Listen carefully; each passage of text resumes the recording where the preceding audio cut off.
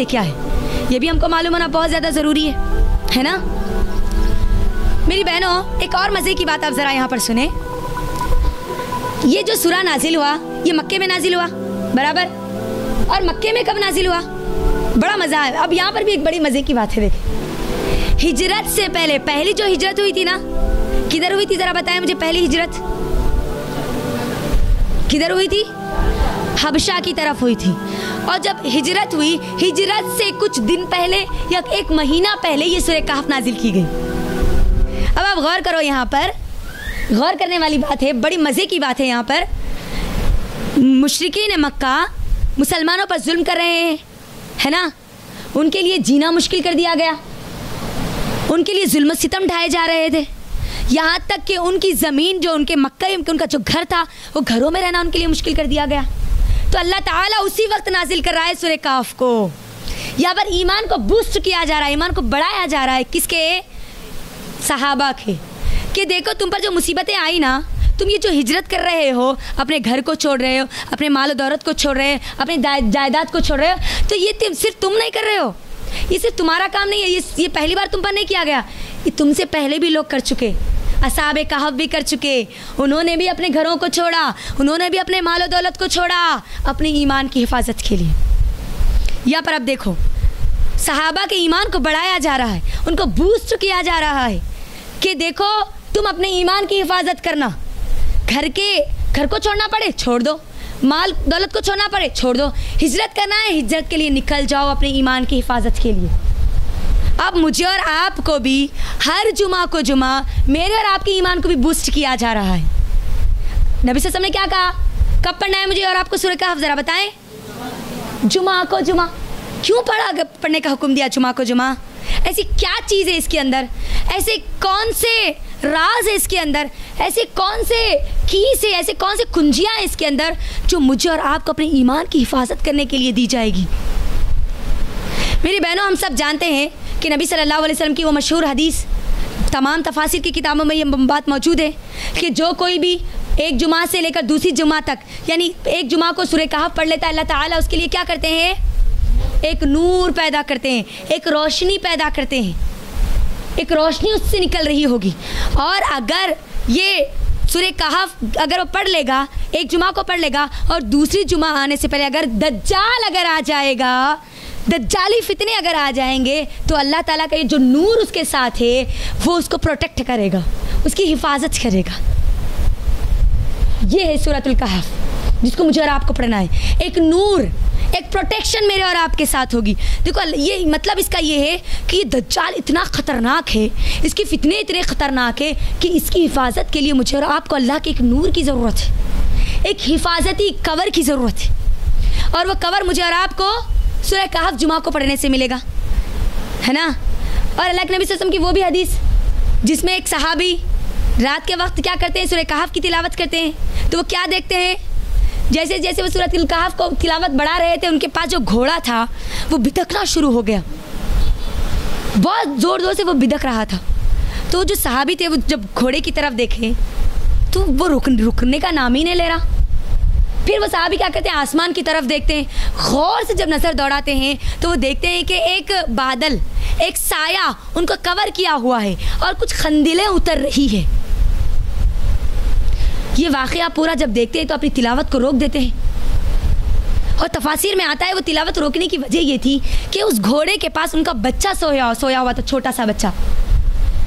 और अगर वो तिलावत को नहीं रोकती तो ये घोड़े के बिदकने की वजह से कहीं ये घोड़ा उनके बच्चे को कुचल ना दे, वो ऊँट कुचल ना दे, इसीलिए वो क्या करते हैं, तिलावत को रोक देते हैं। सुबह अल्लाह के नबी सल्लल्लाहु अलैहि वसल्लम के पास जाते हैं और जाकर कहते हैं कि अल्लाह के नबी, रात में मेरे साथ ऐसा वाक़या हुआ, एक बादल मुझे कवर किया हुआ था, मेरे ऊपर साया किया हुआ था। अल्लाह के नबी सल्लल्लाहु अलैहि वसल्लम कहते हैं कि तू कुरान पढ़, यकीनन उससे सकीनत नाजिल होती है। तो ये बादल कौन थे, ये साया क्या था, सकीनत थी, ये फरिश्ते थे, वो सुकून उस पर नाजिल कर रहे थे। तो अब मेरी बहनों ज़रा यहाँ पर आप देखो, दज्जाली फितने इतने ख़तरनाक है, ऐसे ख़तरनाक फितनों के दौर में जो इंसान चाहता है कि उसको सुकून मिले, उसको सकीनत मिले, फरिश्ते उसकी प्रोटेक्शन करे, तो उसको क्या करना चाहिए, हर जुमा को जमा क्या करना चाहिए? सूरह कहफ। और सूरह कहफ में ख़ास तौर पर हदीस में आता है कि सूरह कहफ की इब्तिदाई 10 आयतें जो कोई याद कर लेगा, जुमा को जुमा उसकी तिलावत करेगा, वो तो पक्का दज्जाल के फितनों से बचा लिया जाएगा। बाज़ अहादीस में आता है कि आखिरी 10 आयतें, बाज़ अहादीस में आता है कि इब्तिदाई 10 आयतें, लेकिन उलमा इकराम पहली 10 आयतों को राजे कौल देते हैं, राजे कौल कहते हैं। यानी ज़्यादा सही और राजे कौन सी हदीस है? इब्तिदाई 10 आयतें, वही 10 आयतें जो मैंने शुरुआत में यहाँ पर आपके सामने तिलावत की थी। तो अब मेरी बहनों, ये जो 10 आयतें, इसमें ऐसा क्या है कि जिसके ताल्लुक़ से कहा गया कि ये 10 आयतें आपको दज्जाल से बचाएगी? ऐसी कौन से की है इसके अंदर, ऐसे कौन से चाबियाँ हैं, कुंजियाँ हैं जो मुझे और आपको मिलेंगे, जिससे मैं और आप दज्जाल जैसे फितने से बचेंगे इंशाअल्लाह। तो अब यहाँ पर बताया जा रहा है, सूरह कहफ को मुकम्मल तौर पर कनेक्ट कर दिया गया किससे? दज्जाल से, है ना। और मेरी बहनों, दज्जाल का फितना वो फितना है जो कि सबसे बड़ा फितना जिसको कहा गया, किसको कहा गया सबसे बड़ा फितना? नबी सल्लल्लाहु अलैहि वसल्लम की हदीस, सही हदीस, कि आदम अलैहिस्सलाम से लेकर नबी सल्लल्लाहु अलैहि वसल्लम तक जिस फितने से सबसे ज़्यादा हर उम्मत को डराया गया, वो फितना कौन सा था? फितना दज्जाल।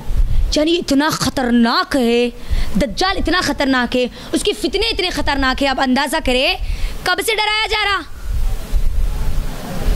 ज़रा बोले मुझे, कब से? सबसे पहला इंसान कौन है? आदम अलैहिस्सलाम है ना। यानी सबसे पहले इंसान की उम्मत से लेकर आखिरी नबी सल्लल्लाहु अलैहि वसल्लम तक हर उम्मत को डराया गया जिस फितने से। ये फितना इतना ख़तरनाक है कि नबी सल्लल्लाहु अलैहि वसल्लम ने मुझे और आपको हर दिन 5 वक्ता नमाज़ों में उससे पनाह मांगने का हुक्म दिया। नमाज़ों में हम कहाँ पनाह मांगते, ज़रा बताएं मुझे? तशहुद में, है ना। हम उसमें दुआ करते हैं ना अल्लाह ताला से, अल्लाहुम्मा इन्नी अऊज़ु बिका मिन अज़ाबिल क़ब्र, है ना, व अऊज़ु बिका मिन फितनतिल मसीहिद दज्जाल, व अऊज़ु बिका मिनल महया वल ममात, व अऊज़ु बिका मिनल मअसमी वल मग़रम। ये जो हम दुआ करते हैं ना, है ना, दुआ करते हैं ना हम। अब देखो हर नमाज मुझे और आपको जिस फितने से डराया गया, इतना डराया गया, इतना डराया गया, अल्लाह अकबर। अब अंदाज़ा करें कि फितना कितना ख़तरनाक होगा, कितना ख़तरनाक होगा फितना। ये बहुत ज़्यादा ख़तरनाक है। नबी सल्लल्लाहु अलैहि वसल्लम ने मुझे और आपको बहुत ज़्यादा डराया है। अब मैं आपको जो डरा रही हूँ ना, मुझसे कई गुना ज़्यादा नबी सल्लल्लाहु अलैहि वसल्लम ने अपनी उम्मत को डराया है। बहुत ख़तरनाक है ये, मुझसे और आपको बचना है। दिन में 5 बार अल्लाह से पनाह मांगनी है ये दज्जाली फितने से, फितने मसीह दज्जाल से, इतना ख़तरनाक है। तो अब दज्जाल क्या है, उसका फितना क्या है, ये भी हमको मालूम होना चाहिए। फितना किसको कहते हैं मेरी बहनों, ज़रा बताएं मुझे। अल्लाह अकबर, वक्त हो रहा है और हम आयतों तक भी नहीं पहुँचे। अल्लाह हमारे वक्त में बरकत दे, आमीन। ज़रा ज़ोर से बोले आमीन। बड़ी इंटरेस्टिंग स्टोरी है मालूम मेरी बहनों, ये बड़ा ज़बरदस्त मज़ेदार सूरा है ये। हमको मज़ा चाहिए ना, आज जिस चीज़ में हमको मज़ा नहीं आता उसमें हमारा दिल नहीं लगता ना, है ना। अल्लाह ताला कुरान में ऐसे ऐसे मज़े हमको देता है, ऐसे ऐसे मज़े चखाता है कि अब उसके बाद हमको कोई और मज़े की ज़रूरत नहीं होती। ऐसे मज़े हैं इसके अंदर माशाअल्लाह। तो अब यहाँ पर फितना किसको कहते हैं मेरी बहनों?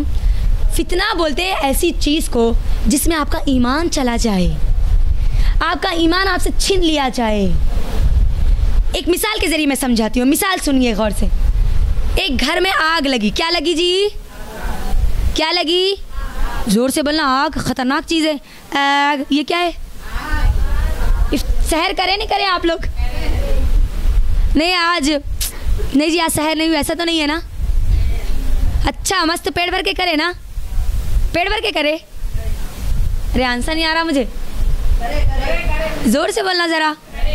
हाँ, तो अब इसका मतलब माशाल्लाह हमारे पेट पूरे भरे हुए, अब उसको खाली भी करना है ना। अगर आप उसको खाली नहीं करेंगे तो फिर वो एसिडिटी बन जाएगी, फिर हमको बेचैन करेगा वो, है ना। उसको यूज़ करना है, हमारी एनर्जी को करेंगे ना हम फिर। आवाज़ ही नहीं आ रही मुझे। मैं आप लोगों के लिए अपनी आवाज़ को ठीक करने की कोशिश कर रही हूँ, तो आप अपनी आवाज़ को भी यहाँ पर बढ़ाएंगे इंशाल्लाह, इंशाल्लाह। तो अब ये फितना कैसा फितना है? घर में क्या लगी बोलो ज़रा? आग लगी। आग खतरनाक चीज़ है ना, ये मामूली चीज़ नहीं है। आग लगी और आपको उसी घर में रहना है, कोई चॉइस नहीं अब आपके पास बाहर निकलने का। ये फितना। अब आपको कैसे बचाएंगे अपने आप को उस आग से? आतराफ में आग है, बचाना तो आपके अपने आप को है, वरना आप फिर उस आग में जल जाएंगे। बचाना है, बचेंगे तभी उस फितने से निकल पाएंगे। एक और मिसाल, एक कमरा है, उसमें बहुत बदबू है, गंदी स्मेल है, और आप उसके अंदर हैं और आपके पास कोई चॉइस नहीं है सिवाय उस कमरे में रहने के। तो आप क्या करेंगे? कैसे अपने आप को बदबू से बचाएंगे? कोई एयर फ्रेशनर यूज़ करेंगे, मास्क लगाएंगे, है ना।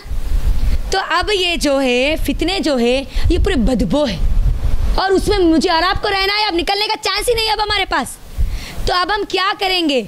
उस बदबू के आदी बनकर वो फितनों से कॉम्प्रोमाइज़ कर लेंगे, या अपने आप को बचाने के लिए एयर फ्रेशनर का इस्तेमाल करेंगे या मास्क का इस्तेमाल करेंगे, जैसे कि आज हम कोरोना के लिए कर रहे हैं, है ना, मास्क लगा रहे हैं, सैनिटाइज अपने आप को कर रहे हैं। तो ये फितनों के दौर में अब ये जो मास्क और या एयर फ्रेशनर है, ये क्या है मालूम आपको?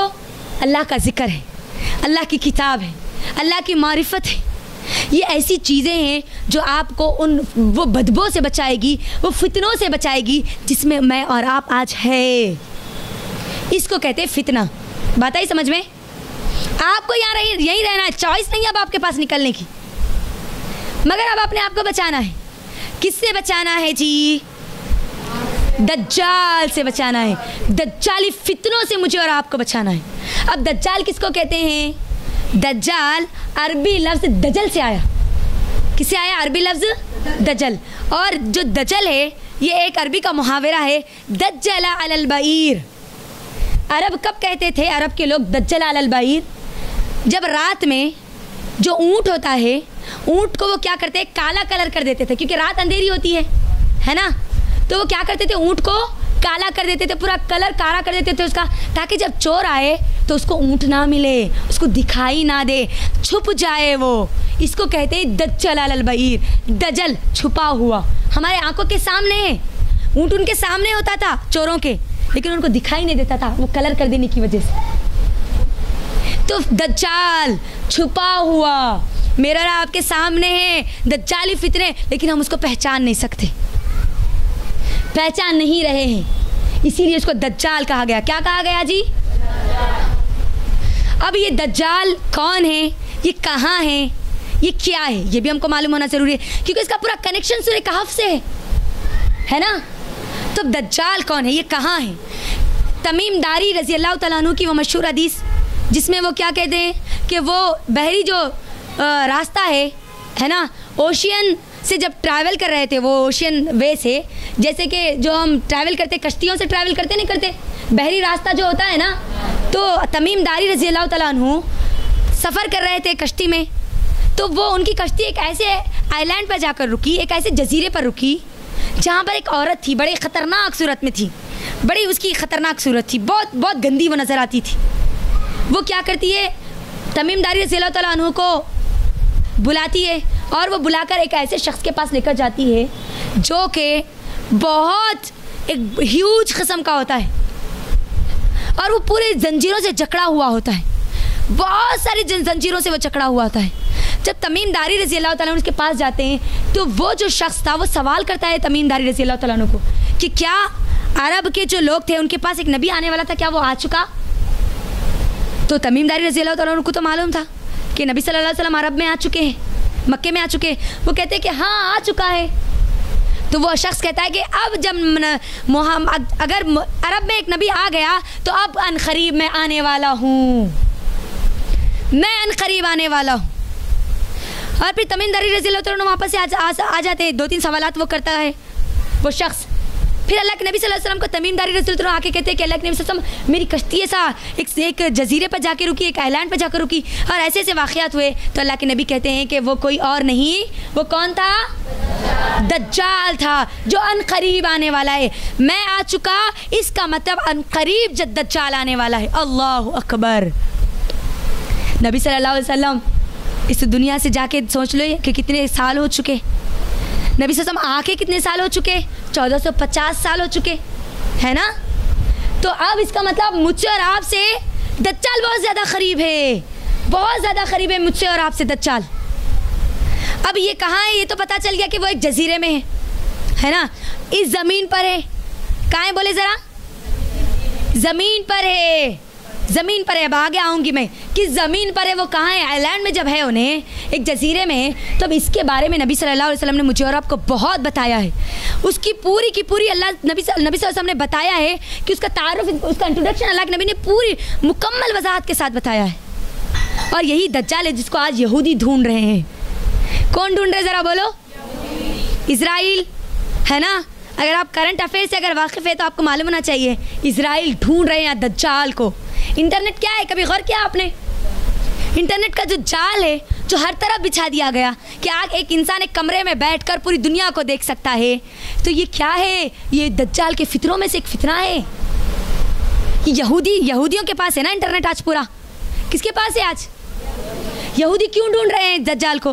क्योंकि दज्जाल है खुद यहूदी है। नबी सल्लल्लाहु अलैहि वसल्लम ने कहा ये इब्ने आदम में से है, इंसान है मेरी और आपकी तरह, और ये यहूदी है।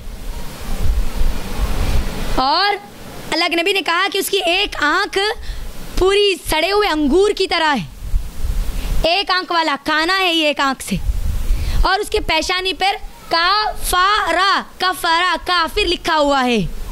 उसकी जो शोल्डर्स है वो चौड़े है, एकदम चौड़े चौड़े है। उसकी जो गर्दन है ना, इसका सर उसके जो धड़ से जुड़ा हुआ है, एकदम छोटी चिपकी हुई है। गोश्त लटक रहा होगा उसकी, वहाँ पर जो निशान हमको, अगर कोई जो बहुत ज़्यादा मोटे होते हैं जिनकी गर्दन चिपकी हुई होती है, हम कैसे देखते हैं कि उनको गोश्त पे गोश्त तह नज़र आती है ना, तो ऐसा दिखेगा, ऐसा है दज्जाल। और जब ये यहूदी ढूंढ रहे हैं ना, यहूदियों का क्या अक़ीदा है कि उनके एक बादशाह सुलेमान अलैहिस्सलाम थे, जिस वक्त सुलेमान अलैहिस्सलाम थे उनके पास पूरी बादशाह थी। यहूदियों का ये अक़ीदा है। अब क्योंकि सुलेमान अलैहिस्सलाम चले गए, उनके पास से बादशाह चली गई, वो पावर चला गया, तो अब इनका ये अक़ीदा है कि दज्जाल हमारा मसीह है, इसीलिए मसीह दज्जाल कहा गया है। यहाँ पर फितने दज्जाल नहीं कहा गया, उन लोगों के लिए क्या बोला गया? मसीह। मसीह किसको कहते हैं मेरी बहनों? मदद करने वाला, है ना, यहूदियों की मदद करने वाला मसीह दज्जाल, क्योंकि वो खुद एक यहूदी है। अब यहाँ पर गौर करो मेरी बहनों, इन लोगों का अक़ीदा क्या है? इसीलिए ये लोग तख्ते सुलेमानी हमने सुना होगा, है ना, नक्शे सुलेमानी भी आज हमारे बहुत सारे मुसलमान, अल्लाह उनकी हिफाजत करे, क्या करते हैं? नक्शे सुलेमानी अपने घरों में लगाते हैं। जिन्नात, जादू, है ना, ये एलियंस जिसका आज वेस्ट में पूरा चर्चा चल रहा है, इनकी जो फिल्में पूरी बन रही है ना, एलियंस में बन रही है। एक एलियन आया, एक दुनिया का था, दूसरी दुनिया से आया था। अब गौर करिए, जो पूरी फिल्म इंडस्ट्री बनाई जा रही है ना, इसके पीछे कुछ ना कुछ ज़रूर है। ये ऐसे ही खाली थीम नहीं रख रहे लोगों के सामने। तो अब यहाँ पर जो दज्जाल है, जिसकी तलाश कर रहे हैं यहूदी, तख्ते सुलेमानी उन्होंने अपने पास महफूज कर रखा है, इस वजह से कि जब दज्जाल आएगा तो वो किस पर बिठाएंगे उसको? तख्ते सुलेमानी पर बिठाएंगे। और कहाँ बिठाएंगे? मस्जिद अक्सा में ना। आज आप देखें मुसलमानों पर फ़लस्तीन में जुल्म किया जा रहा नहीं जा रहा।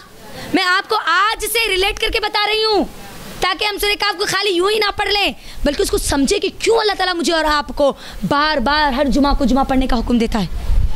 आज देखो यहूदी मस्जिद अक्सा पर मुकम्मल काबिज होने की कोशिश कर रहे हैं ना। क्या उनका अक़ीदा क्या है? वो क्यों चाहते हैं मस्जिद अक्सा को? वो इसीलिए चाहते हैं कि जब दज्जाल को ढूंढ लेंगे ना, तो वो चाहते हैं कि मुकम्मल तौर पर मस्जिद अक्सा किसके अंडर में चला जाए? यहूदियों के अंडर में चला जाए। और मेरी बहनों देखो, यहाँ पर एक और मज़े की बात क्या है, अल्लाह के नबी सल्लल्लाहु अलैहि वसल्लम को दज्जाल 2 मरतबा बतलाया गया। कितने बार बताया गया? पहली बार मस्जिद अक्सा में बताया गया, वही मस्जिद अक्सा जिसमें यहूदी लाकर उसको बिठाना चाहते हैं, जिसमें यहूदी आकर, जिसमें दज्जाल आकर दज्जाल को बिठाना चाहते हैं, जिस पर दज्जाल काबिज होना चाहता है ना। मस्जिद अक्सा में अल्लाह के नबी सल्लल्लाहु अलैहि वसल्लम को दज्जाल बताया गया। और फिर कहाँ पर बताया गया? मेराज के सफ़र में बताया गया, ईसा अलैहिस्सलाम के साथ बताया गया। ईसा अलैहिस्सलाम कब आएंगे ज़रा मुझे बताएं? कब आएंगे? कब आएंगे? किसको कत्ल करेंगे?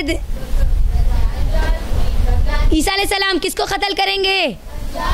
सिवाय ईसा अलैहिस्सलाम के किसी मोमिन में भी मुकाबला नहीं होगा दज्जाल से करने का। तो ईसा अलैहिस्सलाम, अब आप गौर करो, ईसा अलैहिस्सलाम को जोड़ दिया गया दज्जाल से। आगे आ रहा है, जब मैं और आप इंशाल्लाह 10 आयतों का मुताला करेंगे ना, उसमें अल्लाह ताला ईसाइयों के बारे में बता रहा है। ये ईसाई मेरे और आपके लिए फितना दज्जाल है। ये दज्जाल को सपोर्ट करेंगे, इसीलिए ईसा अलैहिस्सलाम को दज्जाल के दौर में भेजा जाएगा। यही क्या करेंगे, ये क्या करेंगे, दज्जाल को क़त्ल करेंगे, दज्जाल का मुकाबला करेंगे। कोई इंसान के पास सिवाय ईसा अलैहिस्सलाम के ताकत नहीं होगी उससे मुकाबला करने का। इसीलिए नबी सल्लल्लाहु अलैहि वसल्लम ने क्या कहा, जब तुम्हारे अगर दौर में अगर दज्जाल आ जाए, मेरे दौर में तो मैं उससे मुकाबला कर लूँगा, लेकिन अगर तुम्हारे दौर में अगर दज्जाल आ जाए तो तुम उसका मुकाबला नहीं कर सकते, लिहाजा तुम भाग जाना, पहाड़ों की तरफ भाग जाना, तुम जंगलों की तरफ भाग जाना, लेकिन तुम उसका मुकाबला मत करना, क्योंकि वो मुकाबला तुम उसका मुकाबला नहीं कर सकते। अब यहाँ पर देखो, उमर बिन खत्ताब रज़ियल्लाहु अन्हु को बोला जा रहा, जिसे शैतान देखकर भाग जाता है, उनको बोला जा रहा कि तुम दज्जाल का मुकाबला नहीं कर सकते। अबू बकर सिद्दीक़ रज़ियल्लाहु अन्हु को बोला जा रहा कि तुम भी इसका मुकाबला नहीं कर सकते। बल्कि अल्लाह के नबी कहते हैं कि एक मोमिन दज्जाल के पास आएगा मुकाबला करने के लिए, मुनाज़िरा जब करेगा, जब डिबेट करेगा, तो दज्जाल उसको ऐसा हराएगा मोमिन को कि वो मोमिन उसके सामने सजदा कर बैठेगा। इतना ख़तरनाक है ये दज्जाल, जिससे मुझे और आपको डराया गया। तो अब मुझे बताओ मेरी बहनों, दज्जाल की उम्र क्या है? मुझे अब देखना है कि किसको मालूम है दज्जाल की उम्र क्या है। कितने साल का है दज्जाल? मुझे और आपको कब से डराया जा रहा? नबी सल्लल्लाहु अलैहि वसल्लम तक, क़यामत तक। अब सोचो उसकी उम्र कितनी होगी, किसी को पता है? बड़ा इंटरेस्टिंग है ना ये, कब से होने, तो उसकी उम्र कितनी होनी चाहिए? ज़रा दिमाग दौड़ाओ, खाने पकाने से ज़रा हटके, मिर्ची नमक अदरक लहसुन के डब्बों से ज़रा हटके लगाओ अब दिमाग ज़रा। कितने साल का होगा वो, है ना? आ रहा है आपको मज़ा अब इसके अंदर? हाँ चलें, अब मैं आपको नबी सल्लल्लाहु अलैहि वसल्लम की हदीस बतलाती हूँ। दज्जाल की उम्र कितनी होगी मालूम? 25 साल होगी। कितनी होगी? कितनी होगी?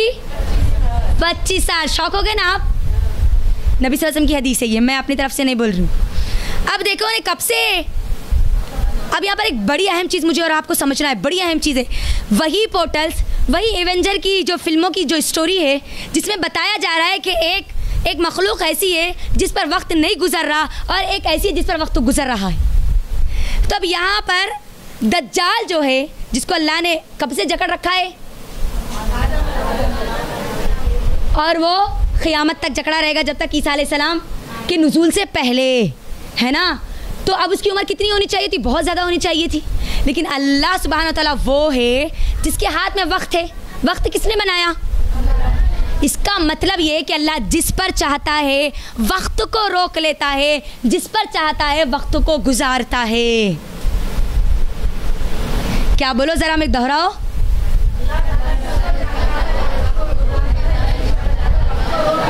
अल्लाह ने उसके लिए वक्त को रोक दिया ना, अब उसकी उम्र नहीं बढ़ रही, वो नौजवान होगा। इसीलिए असहाबे कहफ नौजवान थे ना, ये नौजवान से नौजवान को जोड़ा जा रहा है। नौजवान का मुकाबला कौन कर सकते हैं? नौजवान ही कर सकते हैं। देखो अब यहाँ पर बड़ी कनेक्शन मुझे और आपको मिलती है इससे, है ना?